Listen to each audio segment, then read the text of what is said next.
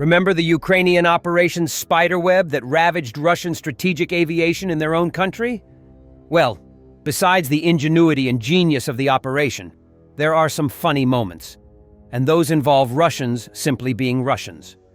Operation Spiderweb took down 34% of Russian strategic aviation, started 1 month late because the recruited Russian drivers got drunk during Easter, May holidays, and May 9th, says head of the security service of Ukraine, Malyuk.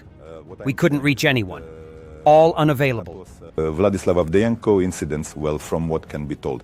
What I am saying is that the TATOS implementation took place on the 1st of June. We actually planned to do it much earlier, but there were many different issues in enemy rear areas that had to be resolved. But one of the issues, and this is a touch of humor, we planned to do it by the 9th of May, but they went on a binge during Easter. Sorry, but they really overindulged in alcoholic drinks.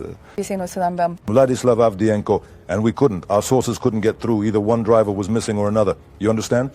Then the 1st of May, they have a May Day celebration, and they are out for a week. They're not there. Then the 9th of May, so we really lost a month, I'm telling you honestly, precisely because of this primary reason. So here, well, there's actually some humor in this, and always everything, it turns out as it should, based on everything, how we prepared, how we did it, and actually... Russian media report that a gunpowder workshop at the Elastic plant in Ryazan region exploded, completely destroying the facility. According to information from Russian sources, an explosion Friday morning at the Elastic gunpowder plant in Russia's Ryazan region killed at least 5 people and injured more than 20, RIA Novosti reported, citing an emergency services representative. The injured have been taken to the district hospital. All emergency services are working at the scene, the regional crisis center said. Ryazan Governor Pavel Malkov has traveled to the site, and a task force has been formed to oversee the response. Videos posted on Telegram show the aftermath of the blast, with a large fire and a thick column of smoke. Baza, a Telegram channel with close ties to law enforcement, reported that some people remain trapped under rubble. More than 100 people have been evacuated from the plant. The explosion occurred in a workshop where gunpowder is produced, due to a violation of safety rules. The entire workshop has been destroyed, Baza wrote, without citing a source. Это что? Сейчас был такой удар. Ukrainian OSINT group Cyberbaroshno reports that a nighttime strike on Russian-occupied Yenikiyeve hit school number 28, which, according to their research, has housed the 132nd Motorized Rifle Brigade since 2015. Russian journalists in Alaska are complaining that their accommodations were far below expectations. Instead of being put up in a hotel, they were reportedly housed in a local stadium, where makeshift barracks with folding cots and semi-transparent partitions had been set up. Interesting. Well, here are Spartan conditions. This is something from the Red Cross. And so each has a little pillow, a towel. These are the partitions. Here journalists will sleep the night before the crucial summit. A closer look at the accommodations for Russian journalists in Alaska reveals simple stadium barracks with cots and partitions, arrangements that, for some unknown reason, have left the Russian guests less than satisfied. At first I thought it was a joke. But we were told that because of the president's meeting and because it's a very popular tourist season, all the hotels in Anchorage are booked. So now I will show you where we, journalists from Russia, were accommodated. And they accommodated us in the local stadium. Hey friends, let's take a look inside. Here, this is what it looks like. An improvised camp, you would probably call it that. Those who found a spot are lucky. And these are the little rooms. I don't even know what to call them.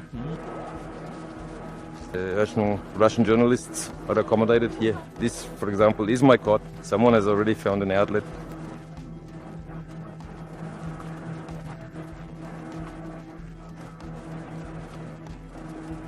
I iron clothes here. And over there, our pilot stayed. Well, let's test the bed so you can understand how soft it is, if you can even call it a bed. I think from the sound, it's clear that this is the best sleeping place after a 10-hour flight. But the biggest question is different, and that question is, will the light be turned off at night, and will that thing continue making this sound? Peskov! No documents are expected to be signed by Putin today following the meeting with President Trump in Alaska. That is a full regional trip, naturally heading in that direction.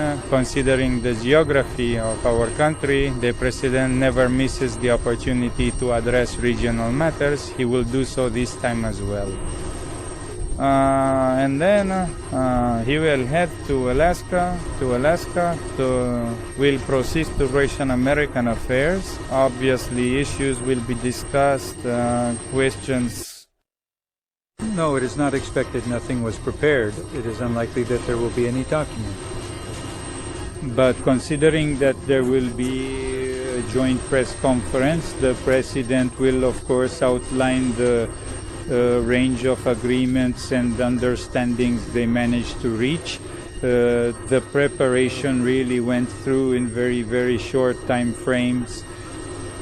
Nevertheless, it was carried out. All necessary parameters were met.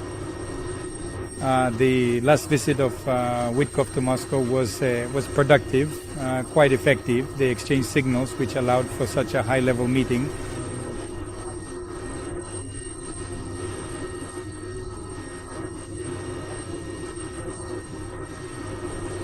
Let's see how the conversation between the two presidents goes further.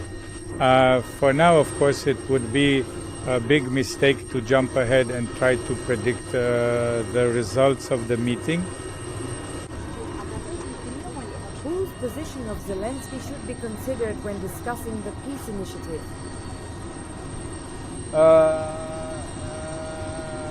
At the moment, it is about discussions between Russia and the United States. What you are asking about probably pertains to subsequent stages. At the moment, it is about a Russian-American high-level meeting. The United States has deployed 2 B-2 Spirit strategic bombers to Joint Base Elmendorf-Richardson in Anchorage, Alaska. These 2 aircraft were seen on cameras overlooking the airfield, with images streamed live by the YouTube channel Stream Time Live.